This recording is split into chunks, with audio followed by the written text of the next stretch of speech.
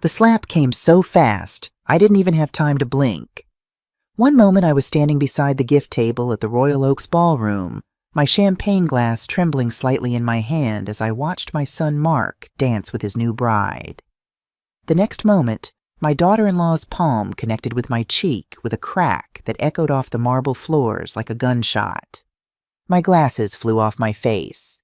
I watched them tumble through the air in what felt like slow motion, catching the light from the crystal chandeliers before shattering on the elegant ballroom floor. 130 guests froze mid-conversation. The string quartet stopped playing. Even the waiters stood motionless with their champagne trays suspended in mid-air. Complete, absolute silence. My cheek burned like fire, but the pain in my chest was so much worse. I touched my face instinctively, feeling the heat radiating from where her hand had struck me. My vision blurred without my glasses, but I could still make out Lisa's silhouette standing over me, her white wedding gown pristine and perfect, her face twisted with rage. "That's what you get for being so selfish," she screamed, her voice shrill enough to make several guests wince.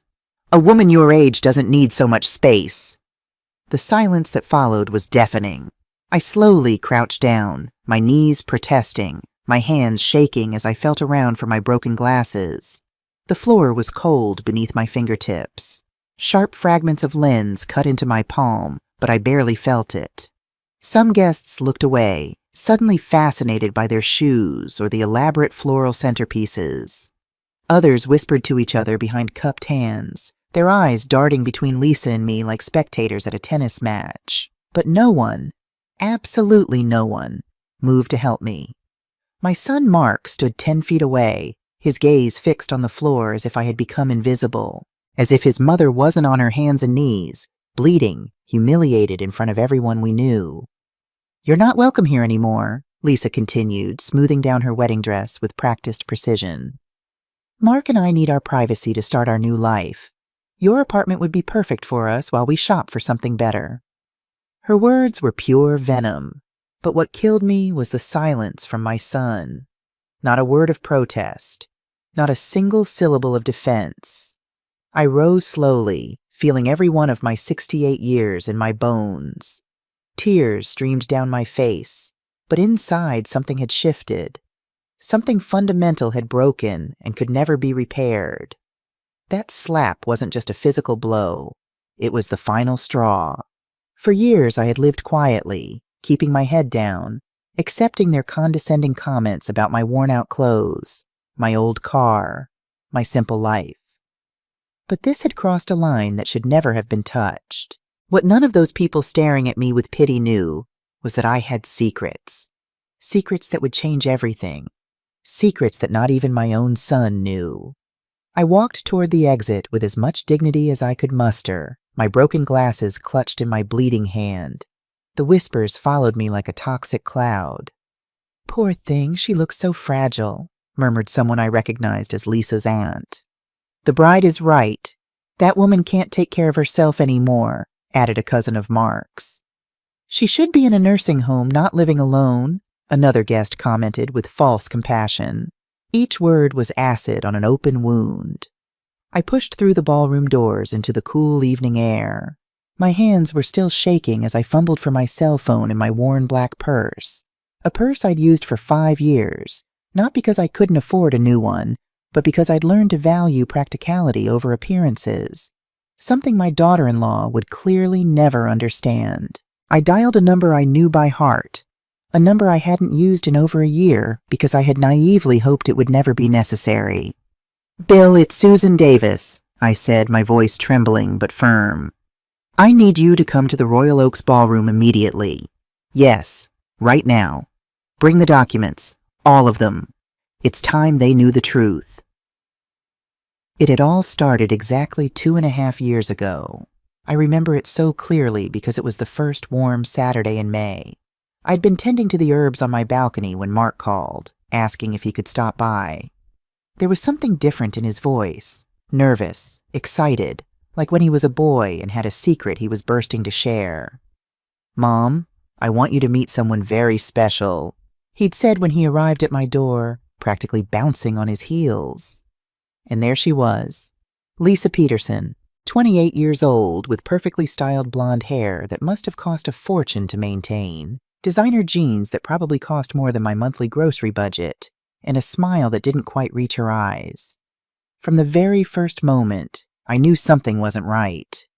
She stepped into my modest two-bedroom apartment, and I watched her eyes sweep the room with the practiced efficiency of a real estate appraiser. The second-hand sofa I'd bought at a church sale, the faded curtains I'd made myself 20 years ago, the small kitchen with its outdated appliances. But I also noticed how her gaze lingered on the crown molding, the high ceilings, the large windows with their glimpse of Central Park in the distance. This building might look unassuming from the outside, but I knew what she was seeing. Prime Manhattan real estate, a location that would cost millions today. "How cozy," she murmured, running her fingers along my grandmother's bookshelf. Her tone suggested the opposite. Mark, completely blinded by what he believed was love, didn't notice the condescension dripping from her voice. "Mom made us dinner," he said proudly, guiding Lisa toward the kitchen table where I'd spent all afternoon preparing pot roast, his favorite since childhood. The meal was torture. Lisa barely touched the food I'd lovingly prepared, claiming she was watching her figure. When I asked about her family, she gave evasive answers, always steering the conversation back to my life, my finances, my living situation. "And how do you manage on a widow's pension, Susan?" she asked with fake concern, taking the tiniest bite of roasted carrots. "It must be hard getting by on so little, especially in this expensive city." I smiled and changed the subject, but I was paying attention, very close attention. Over the next few months, I watched Lisa the way she watched me. Every visit revealed more of her true nature. She made comments about how outdated everything in my apartment was, about how I deserved something better in my golden years. But her eyes always returned to what really mattered: the prime location, the square footage, the potential value. One afternoon, while Mark was in the bathroom, I overheard her speaking softly on the phone in my kitchen. "Yes, Mom. His mother's apartment is in a super expensive area. If I can get her to move somewhere smaller, we could stay here until we have our own place. She's so naive she'll probably even thank us for helping her with the transition." Her words cut through me like a knife, but I kept my composure when she returned to the living room, all smiles and innocence. From that moment on, every interaction with Lisa became a carefully orchestrated performance. She played the concerned daughter-in-law worried about her mother-in-law's well-being. I pretended to be the vulnerable old woman who needed guidance, but inside, I was gathering information, observing, understanding her true motivations. It was like a game of chess where we both thought we were winning. The pressure built gradually over the next year, so slowly that someone less observant might not have noticed. But I'd learned long ago to pay attention to patterns. It started with subtle suggestions during family dinners. "Susan, I've seen some lovely apartments for people your age," Lisa would say, sliding glossy brochures across the table. "All-inclusive services, no maintenance worries. You could finally relax." Then came the concern about my safety. "You can't keep living alone at your age," she'd insist, her voice dripping with false worry. "It's dangerous. What if you fell and no one found you for days?" Each argument was designed to make me feel incompetent, helpless, like a burden. What hurt most was watching Mark transform into her echo. My son, the boy I'd raised with so much love and sacrifice, began repeating her phrases like a trained parrot. "Mom, Lisa's right. Maybe you should consider moving somewhere more manageable." The psychological campaign intensified after they announced their engagement 8 months ago. Suddenly, visits became more frequent, but also more tense. Lisa started bringing actual real estate magazines, circling listings for senior communities with a red pen. "I'm just exploring options for you, Susan," she'd say, spreading the materials across my coffee table like a business presentation. "I want to make sure you have the best quality of life possible." But I wasn't idle either. One afternoon, when they went out to run wedding errands, I made a call to an old friend who worked in real estate. "Jen, I need you to investigate something for me," I said quietly, watching from my window to make sure they didn't return early. There's a couple very interested in my apartment. I want to know more about their real financial situation. What Jen discovered chilled me to the bone. Mark and Lisa were drowning in debt. The wedding they were planning cost over $50,000, completely financed with credit cards and personal loans. The apartment they rented was 3 months behind on payments. The luxury cars they drove were financed with payments they couldn't afford. Their entire lifestyle was a facade built on suffocating debt. Everything started to make sense. The rush to get married. The insistence that I move. The constant comments about my economic vulnerability. It wasn't love that united this couple. It was desperate need to find a solution to their financial problems. And my apartment, located in one of the most exclusive areas of the city, was their lifeline. The revelation hit me like a punch to the gut. My son, the boy I'd raised with values of honesty and hard work, had chosen the easy path of manipulation and deceit. He'd allowed an ambitious woman to convince him to see his own mother as a resource to be exploited rather than a person to be loved and respected. 3 weeks before the wedding, their attempts became aggressive. "Susan, you can't keep being so selfish," Lisa had said, her mask finally slipping. We were alone in my apartment, and she didn't bother with the fake smile anymore. "Mark and I have sacrificed so much for this marriage. The least you can do is help us with housing." Her words no longer wore any pretense of concern. It was a direct demand disguised as a family favor. That night, I made a phone call that would change everything. "Bill, I need you to prepare some documents," I told my financial advisor through tears I could no longer hold back. "It's possible I'll very soon have to reveal information I've kept secret for years." What Bill Patterson knew about me could fit into a single folder, but that folder contained the truth of who Susan Davis really was. The next morning, I sat in Bill's downtown office, looking at documents most people would never believe belonged to the elderly woman who worked part-time at a flower shop and drove a 10-year-old Honda Civic. "Mrs. Davis," Bill said, his voice gentle but professional. "Your current investment portfolio stands at $5.4 million. He turned the page. "The downtown office building generates $50,000 per month in rental income. The Miami Beach house is currently valued at $2.8 million. Your municipal bonds mature next year at—" "I know the numbers, Bill," I interrupted softly. "I need to know if there's any way they could have found out." Bill shook his head.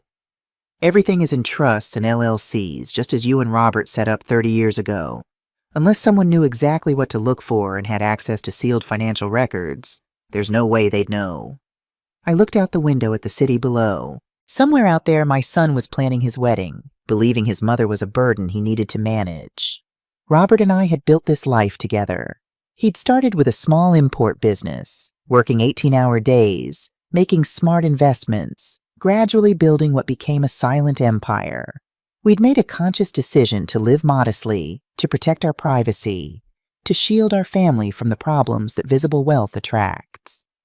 "Wealth attracts problems," Robert used to say, usually while wearing his favorite flannel shirt that I'd bought at a discount store. "Invisible wealth gives you power." I never imagined I'd have to use that power against my own son. The flower shop where I worked 3 days a week wasn't because I needed the money. It was because I liked staying active, connected to my community. The old car I drove wasn't due to economic limitations, but because unnecessary ostentation only brings problems. My apartment, the one Lisa coveted so desperately, was actually the least valuable property in my portfolio. I'd bought it not for its economic value, but for the memories it held. It was where Robert and I had spent our last years together, where we'd grown old holding hands on the balcony, where he'd passed away in my arms after a brave battle with cancer. It wasn't for sale. It would never be for sale. Especially not to manipulators who saw it as nothing more than a solution to their financial irresponsibility. 2 weeks before the wedding, Bill called me with information that shattered what remained of my illusions. "Mrs. Davis, I've completed the audit you requested," he said, his voice heavy with reluctance. "I think you should sit down." I was already sitting, but I gripped the phone tighter. "For the past 3 years," Bill continued, "you've transferred a total of $162,000 to cover your son's expenses. The number hit me like a physical blow. $48,000 for rent payments he thought were covered by work bonuses. $44,000 in credit card payments he believed were tax refunds. $18,000 for vehicle insurance he thought was a company benefit. $22,000 in miscellaneous expenses, and $30,000 as a deposit for the wedding venue. My hand flew to my mouth. $162,000. Money I'd been secretly transferring, thinking I was helping my son through a difficult time. Money that had actually been financing his transformation into someone I didn't recognize. "There's more," Bill said quietly. For the past 6 months, Mark has been calling banks asking about loans against elderly mother's property. He's been researching legal procedures to obtain financial power of attorney over senior citizens. The room spun. My own son had been planning my systematic dispossession for months. "And the investigators' report on Lisa." Bill hesitated. "Tell me." "According to surveillance at her favorite lunch spot, she told her friends, and I quote, 'I'm marrying an older, less attractive guy because his mother has valuable properties and no competing heirs. It's a strategic investment.'" I hung up the phone and sat in silence for what felt like hours. I had thought I was protecting my son. Instead, I'd been enabling his corruption. I'd been funding the very conspiracy designed to strip me of my dignity, my home, my autonomy. That night, I didn't sleep. I sat on my balcony, looking out at the city lights, thinking about Robert, about the values we'd tried to instill in Mark, about how love can sometimes become toxic when it refuses to let people face the consequences of their actions. By dawn, I had made my decision. At the wedding tonight, when Lisa had demanded my keys and I'd refused, I knew what would happen. I'd seen it in her eyes, the rage of someone whose carefully laid plans were being thwarted. I'd known the slap was coming. Maybe not consciously, but somewhere deep down, I'd known. And I'd also known that it would give me the justification I needed to do what should have been done long ago. Now, sitting in my car in the parking lot, waiting for Bill to arrive with the documents that would change everything, I felt something I hadn't felt in years. Peace. The peace that comes from finally choosing yourself, from finally saying no to people who treat you as disposable, from finally understanding that sometimes the greatest act of love is refusing to enable destruction. Headlights swept across the parking lot. Bill's black sedan pulled up beside my car. Through my broken glasses, I could see him getting out with a leather briefcase under his arm. It was time. Time for Mark and Lisa to meet the real Susan Davis. Time for them to learn that some women don't break when you slap them. They evolve. I sat in my old Honda, hands gripping the steering wheel so tightly my knuckles turned white. Through the car window, I could still see the golden lights of the ballroom, hear the music that had started playing again, watch the silhouettes of guests who had already returned to celebrating as if nothing had happened. As if I hadn't just been assaulted in front of 130 people. My cheek still burned. I could feel it swelling, the heat radiating from where Lisa's hand had connected with my face. In the rearview mirror, even in the dim parking lot light, I could see the red handprint forming like a brand. This was my son's wedding day, the day I should have been dancing, crying happy tears, welcoming a daughter into our family. Instead, I was sitting alone in a parking lot, bleeding from cuts on my palm from broken glass, my face bruised, making a decision that would change everything forever. "This is Mark," I whispered to my reflection. "My baby boy. I carried him for 9 months. I raised him alone after Robert died. I sacrificed everything to give him a good life." But that same boy had stood motionless while his wife struck his mother, had said nothing, had done nothing, had looked at the floor as if I were invisible. The internal battle raged for exactly 30 seconds. Then I thought about that investigator's report, about Lisa telling her friends this was a strategic investment, about Mark researching how to declare me mentally incompetent, about 3 years of secret financial support, of me protecting him from consequences while he plotted to take everything from me. I picked up my phone. "Bill, bring everything. I'm ready." Then I made 2 more calls.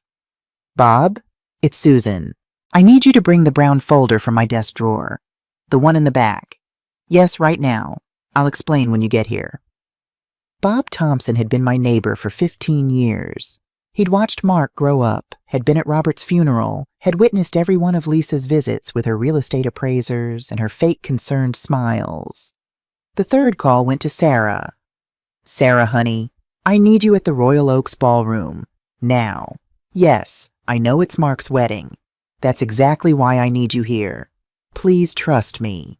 As I waited, memories flooded back. Mark at 5 years old, bringing me flowers he'd picked from the neighbor's garden. Mark at 10, defending me when someone at school said his mom looked too old. Mark at 16, working his first job so he could buy me a Mother's Day gift with his own money. Where had that boy gone? When had my son become a stranger? Bob arrived first, slightly out of breath from rushing. He was 70 years old, but moved like a man on a mission when someone he cared about needed help. "Susan," he said, peering through my car window and seeing my swollen cheek. "My God, she actually hit you. You saw?" I was heading to the restroom when I heard the commotion. I saw everything. His jaw clenched. And I saw Mark do nothing. He handed me the folder, then squeezed my shoulder. "I've been watching them for months, Susan. The way they looked at your apartment, the things Lisa said when she thought no one was listening. You're doing the right thing." Sarah's car screeched into the parking lot moments later. She jumped out, her cocktail dress flying, her face a mask of concern and confusion. "Aunt Susan, what happened to your face?" Sarah was Robert's niece, his sister's daughter, but she'd been like a daughter to me since she was a little girl. After Robert passed, we'd grown even closer. She was the family I could trust. She rushed to my car and gasped when she saw my cheek. "Did someone—" Her eyes widened in horror. "Oh my God, did Lisa do this?" I nodded. "That witch!" Sarah exploded. I knew something was wrong. Mark's been so different lately. Stressed, always talking about money, avoiding family calls. And Lisa, she shook her head. I tried to talk to him, but he wouldn't listen. He's like a different person. "Sarah," I said carefully, "I need you to understand something. Mark isn't entirely to blame. Lisa has been manipulating him, yes, but he made his own choices. He chose to stand by while she attacked me." "What are you going to do?" Before I could answer, Bill Patterson's black sedan pulled up. He emerged with his briefcase, his expression grave but determined. "Mrs. Davis," he said formally, though his eyes were kind, "I have everything you requested, but I need to ask one final time. Are you absolutely certain about this? Once we walk through those doors, there's no going back." I looked at the 3 people standing with me. Bob, who had been like a brother since Robert passed. Sarah, who represented the family I wished I had. Bill, who had protected my interests for over a decade. Then I looked back at the ballroom, where my son was celebrating with a woman who had struck me, who had plotted to steal my home, who saw me as nothing more than an obstacle to overcome.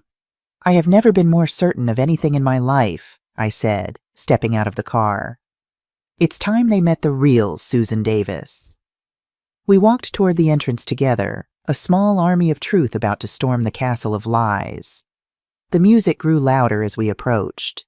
I could hear laughter, the clink of champagne glasses, the sounds of people having a wonderful time. That was about to change. Bill opened the door and we stepped inside. The music stopped the moment we entered. It was like someone had pressed pause on reality itself. 130 pairs of eyes turned toward us. I watched recognition flicker across face after face. Some guests looked confused. Others looked uncomfortable, remembering that they'd stood by and done nothing when I was attacked. A few, very few, looked relieved to see me return. Lisa was in the center of the dance floor, posing for photos with Mark. Her pristine white dress glowed under the chandeliers. Her makeup was perfect. Her smile was radiant. Until she saw me. "What are you doing here?" she shouted across the ballroom, her voice sharp enough to cut glass. "You already left once. Wasn't that enough drama for one night?" I heard the nervousness underlying her anger. She sensed that something had shifted. Bill stepped forward, his voice carrying the weight of 30 years of legal experience. "Ladies and gentlemen, I apologize for interrupting this celebration. My name is William Patterson, and I'm the financial and legal advisor for Mrs. Susan Davis. I have urgent legal documents to deliver to Mr. Mark Davis and Mrs. Lisa Davis." The silence deepened. I saw several guests pulling out their phones, instinctively knowing they were about to witness something extraordinary. Mark slowly walked toward us, his face pale, his hand loosening his tie. A nervous gesture he'd had since childhood. "What's going on, Mom?" His voice cracked slightly. "Who is this man, and why is he talking about legal matters?" I looked at my son, really looked at him, and saw the boy I'd raised somewhere beneath the stranger he'd become. "Mark," I said, my voice steadier than I'd expected. "This is Bill Patterson. He's been my financial advisor for over 10 years. He has some information that I think you'll find very enlightening." Bill opened his briefcase with a crisp snap that echoed through the ballroom. He pulled out the first document. "Mr. Mark Davis, you are hereby notified that the financial guarantee your mother provided for your apartment lease has been immediately canceled. Your landlord will be notified tomorrow morning. You have 30 days to find a new guarantor or vacate the property." All color drained from Mark's face. "Financial guarantee?" he whispered, looking at me with eyes that were beginning to fill with comprehension and horror. "Mom, what is he talking about?" But I could see in his expression that part of him already knew. For years, he must have suspected that his financial luck wasn't entirely natural. He'd just chosen not to ask questions because the answers might have been uncomfortable. Bill continued, relentless as a surgeon with a scalpel. "Additionally, the monthly transfers of $4,500 that your mother has been making to your personal accounts have been permanently suspended. This includes payments for credit cards, vehicle insurance, and various other expenses that you believed were being covered by other sources." Lisa let out a gasp that sounded almost animalistic. She ran toward us, her wedding dress trailing across the floor, her carefully applied makeup beginning to run with tears of rage and panic. "That's impossible!" she shrieked, her voice bouncing off the marble walls. "Mark doesn't have a rich mother. Look at her. Look at her clothes, her car. She's an old woman living on a miserable pension." Her hysteria was palpable. Several guests began backing toward the exits, sensing that the celebration had turned into something else entirely. "Finally," Bill said, pulling the last document from his folder like a magician revealing his final trick. "The guaranteed payment for this celebration has also been canceled. The ballroom management will require full payment before guests can leave tonight." His words fell on the ballroom like a bomb. The realization hit Mark like a physical blow. I watched understanding dawn across his face in stages: confusion, disbelief, shock, and finally, devastating comprehension. "You," he breathed, staring at me as if seeing me for the first time. "You've been, all this time, you've been paying for everything." His voice broke on the last word, and for just a moment, I saw the little boy he'd once been. Vulnerable, confused, lost. "For 3 years, Mark," I confirmed, my voice eerily calm despite the emotional storm raging inside me. 3 years I thought I was helping you through a difficult time. 3 years I believed you would eventually recover and become the man I raised you to be. 3 years I hoped you would remember the values I taught you." Lisa began pacing in circles, clutching her head, her perfect wedding moment disintegrating around her like ash. "This can't be happening. This can't be real." She whirled on me, her face contorted with rage. "You're a poor old woman. You work at a flower shop. You drive a piece of junk car. You can't have money." I met her eyes with a calm I hadn't known I possessed. "Appearances are deceiving, Lisa," I said softly. "For years, I chose to live simply because my husband Robert and I believe that visible wealth attracts problems." I paused, letting the words sink in. It turns out we were right. We just didn't expect the problems to come from our own family. The whispers exploded through the crowd like wildfire. Phones were raised, recording every moment. I could see the calculation in people's eyes as they mentally reassessed everything they thought they knew about the poor widow Susan Davis. "Mrs. Davis," Bill said, his voice loud enough for everyone to hear. Would you like me to proceed with reading the full financial details?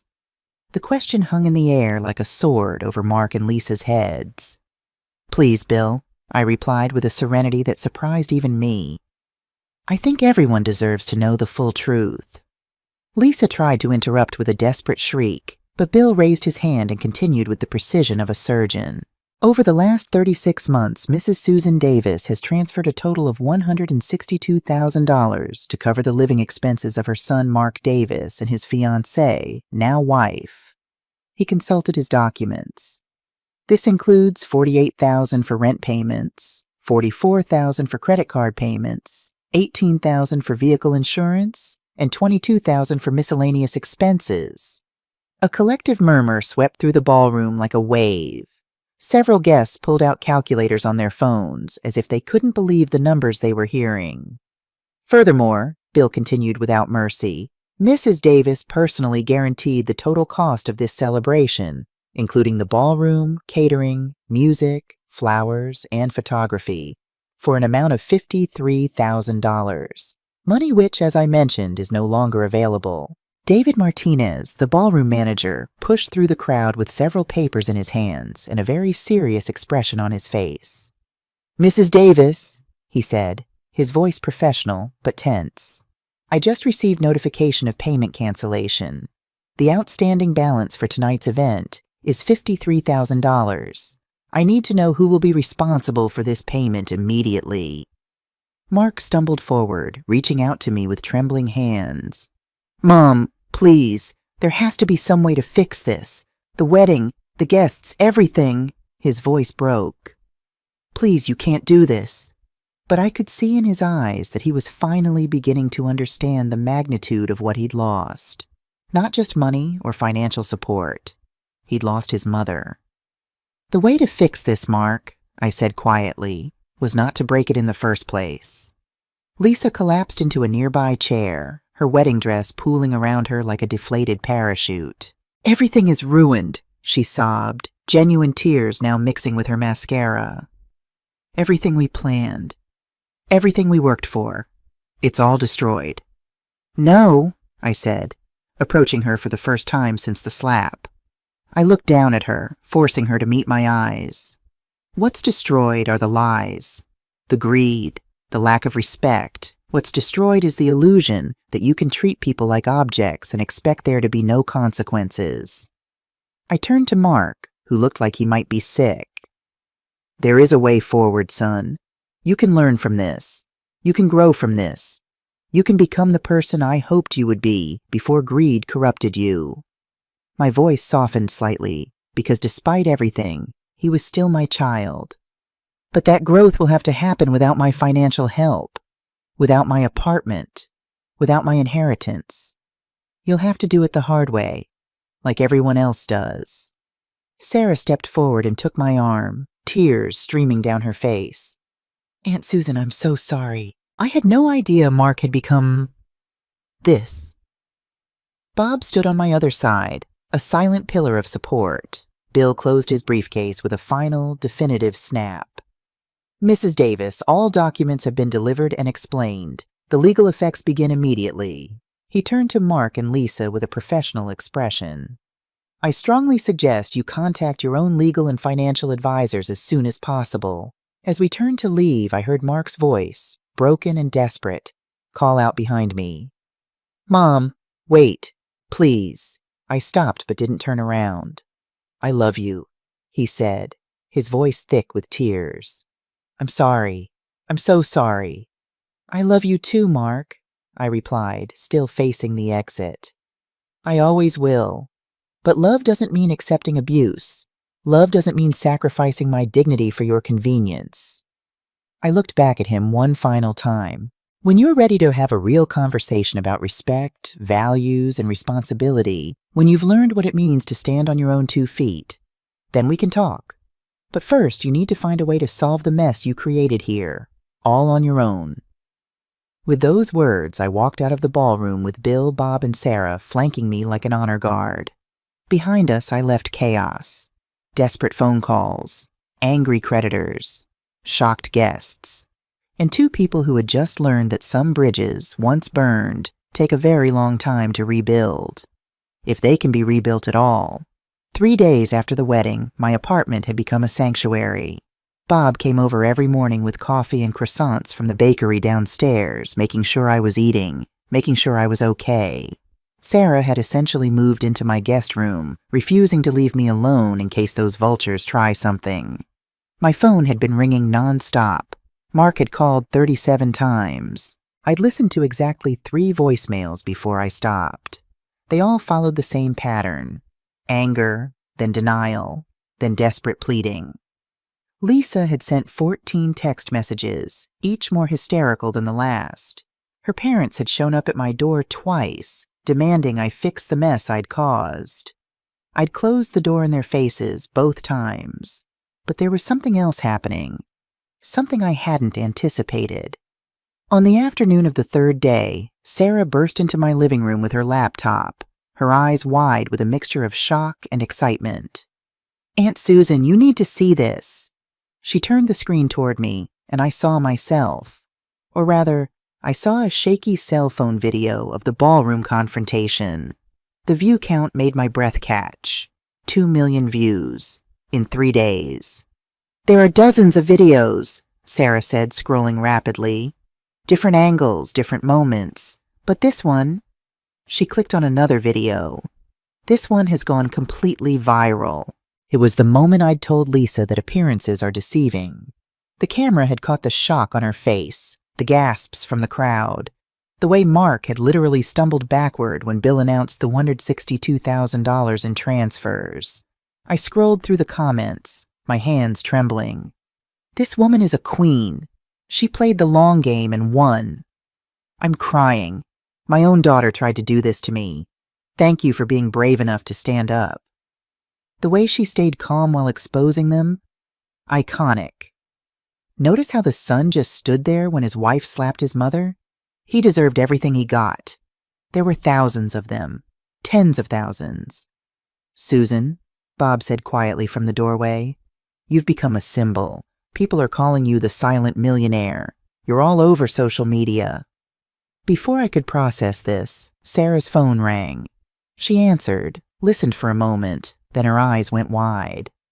"Aunt Susan, that was Jen. She says Mark filed a legal petition yesterday." Sarah's voice dropped. "He's requesting a court evaluation of your mental competency based on irrational behavior and erratic financial decisions at a family event." The words hit me like ice water. "He's doing what?" Bob exploded. "After everything, he's actually trying to declare you incompetent?" Sarah handed me her phone. On the screen was a legal document. As I read it, my blood ran cold. Mark had provided sworn statements from several wedding guests describing my unjustified emotional outburst. He was painting me as a confused, vindictive old woman who had lost touch with reality. But there was more. "Jen did some digging," Sarah said softly. "Lisa has been visiting our neighbors, telling them to watch for concerning behavior. She's building a case that you're mentally unstable." I set down the phone, my hand surprisingly steady. This wasn't just about money anymore. This was about my freedom, my autonomy, my very right to control my own life. They had declared war, and they were about to learn that I knew how to fight back. The next morning, my apartment became a war room. Bill Patterson arrived with 2 additional lawyers, Patricia Wong, who specialized in elder abuse cases, and Thomas Miller, whose expertise was in defamation law. We sat around my dining room table with files, documents, and laptops spread across every surface.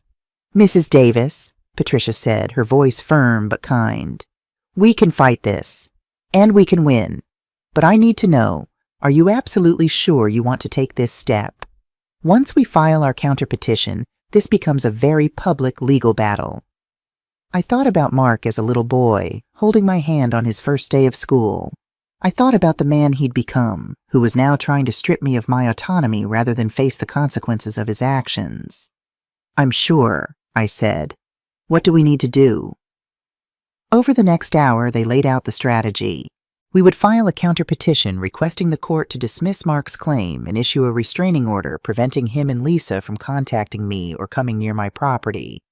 We would also file for compensation for emotional damages. We have extremely strong evidence, Thomas said, pulling up photos on his laptop. Medical documentation of the assault, your bruised cheek. Multiple videos from the wedding showing the attack and the context. Bank records proving a pattern of financial dependence. Witness testimony from Bob about Lisa bringing real estate appraisers to your home without permission. And the viral videos work in our favor, Patricia added. It's hard to argue someone is mentally incompetent when millions of people are applauding the logic and justice of their actions. Bill leaned forward. Mrs. Davis, I have one concern. Mark is still your son. Are you prepared for how difficult this will be? Court battles are emotionally exhausting, especially when family is involved. I looked at each of them in turn, these people who had rallied to protect me. I've been thinking about this for 3 days, I said quietly. I haven't slept much. I've questioned myself 1,000 times, wondering if I'm being too harsh. I paused, feeling the weight of the decision. But then I remember, he stood there and watched his wife hit me. He said nothing. He spent months plotting to take my home. And now, instead of apologizing, he's trying to declare me mentally incompetent. My voice grew stronger. If I don't fight this, I'm teaching him that abuse is acceptable, that there are no real consequences. This isn't revenge. This is accountability. Patricia smiled grimly. Then let's hold them accountable. 4 months after the wedding, something unexpected happened. A producer from Life Stories, one of the most watched news magazine shows in the country, called Bill's office. They wanted to interview me.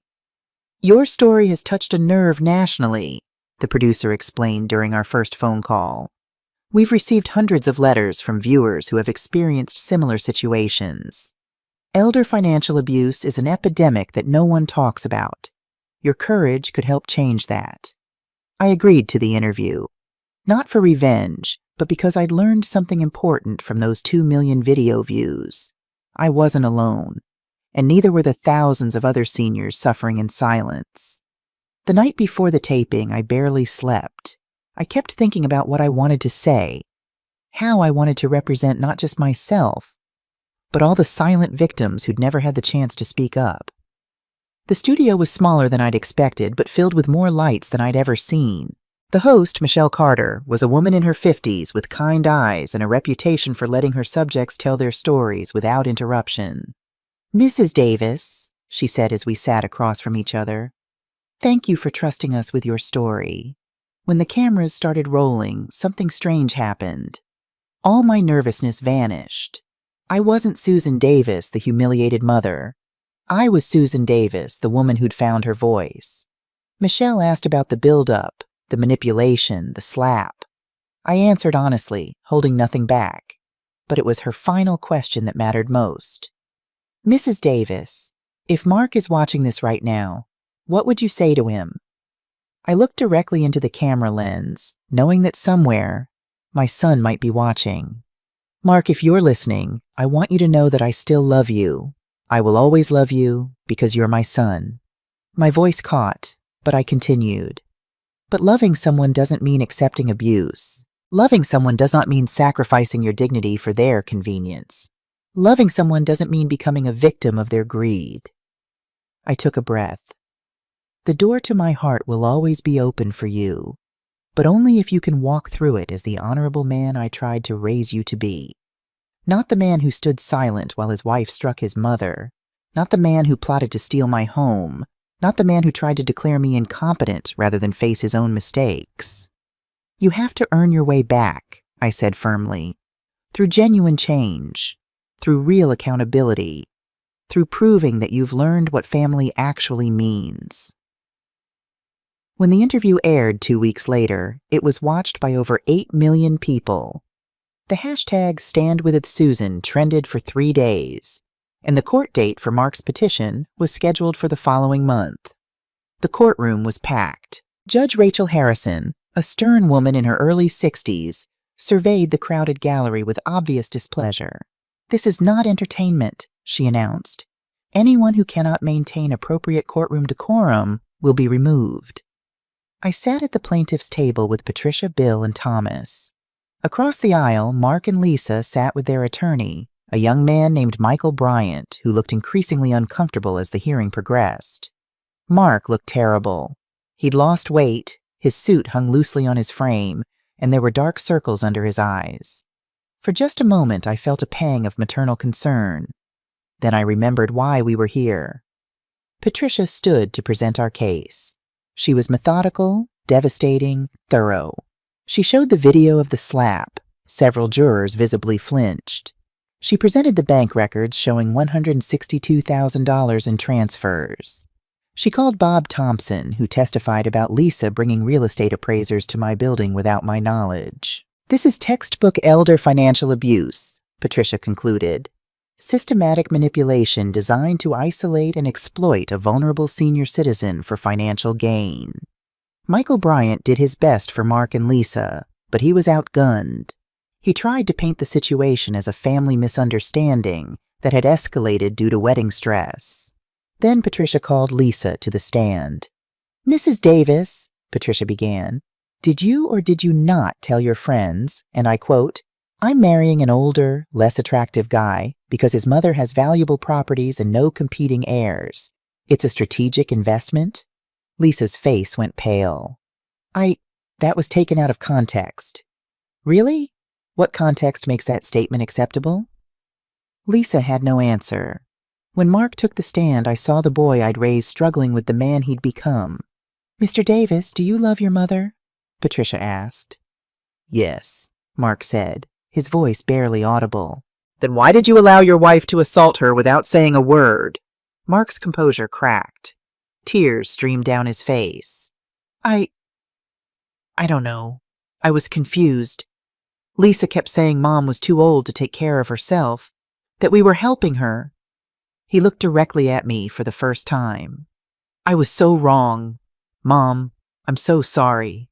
I'm so sorry." His tears were genuine. His remorse seemed real, but it was too late for apologies to change the facts of the case. When it was my turn to testify, I spoke clearly and calmly. "I didn't do this because I hate my son," I said. "I did this because I love him enough to let him face the consequences of his actions. If I had continued enabling his financial irresponsibility, continued accepting disrespect, continued being a victim, I wouldn't have been helping him. I would have been destroying him." Judge Harrison listened to everything, reviewed every document, watched every video. Her ruling was swift and decisive. "Mr. Davis's petition for mental competency evaluation is denied," she announced. "The evidence shows not mental incompetence, but rather a woman of sound mind protecting herself from systematic abuse." She turned to Mark and Lisa with steel in her eyes. "Furthermore, I am issuing a restraining order. Mr. and Mrs. Davis are prohibited from contacting or approaching Mrs. Susan Davis for a period of no less than 1 year. They will pay $45,000 in legal fees to the defendant, and they will complete a mandatory family abuse education program." She leaned forward. "Mr. Davis, your mother has given you a gift, the gift of consequences, the gift of the opportunity to become a better man. Don't waste it." The gavel came down with a crack that echoed through my chest. It was over. 6 months after the court ruling, I sat on my balcony with my morning coffee, watching the sun rise over the city. My life had changed in ways I never could have imagined. The Davis Foundation for Elder Protection, funded with $1 million from my investments, had helped 87 families in 6 months. Sarah ran the education programs. Bill provided legal advice pro bono. Jen helped seniors relocate safely when necessary. We'd turned my pain into purpose. Bob knocked on my door, right on schedule. "Foundation meeting at 2, he reminded me, handing me a croissant. "And you have 3 new cases to review." As he left, I noticed an envelope on my doormat. No return address, just my name and handwriting I'd recognized since Mark learned to write. My hands trembled as I opened it. "Dear Mom, I don't expect you to answer this letter. I don't expect forgiveness. I don't deserve it yet. But I need you to know, I understand now. You didn't destroy my life. I did that myself. Lisa left me when the money ran out. That was the wake-up call I needed. She never loved me. She loved what she thought she could get from you. I'm working 2 jobs now, living in a studio apartment, taking the bus. For the first time in my adult life, I'm paying my own way. And Mom, it feels good. It feels honest. I'm in therapy. I'm attending the court-ordered program. I'm learning about manipulation, about boundaries, about respect. I'm learning to be the man you tried to raise me to be. I saw your interview. I cried through the whole thing. You were right about everything. I'm not asking you to forgive me. I'm not asking for money or help. I'm just asking you to know that I'm changing, really changing. And someday, when I've proven that change is real and lasting, I hope I can look you in the eye again. I love you, Mom. I'm sorry doesn't begin to cover it, but I'm sorry anyway. Your son, Mark. I read the letter 3 times, tears streaming down my face. Then I did something I hadn't done in months. I allowed myself to hope, not hope that everything would magically be fixed, not hope that we'd return to how things were, but hope that maybe, just maybe, my son was finally learning the lessons I'd tried to teach him his whole life.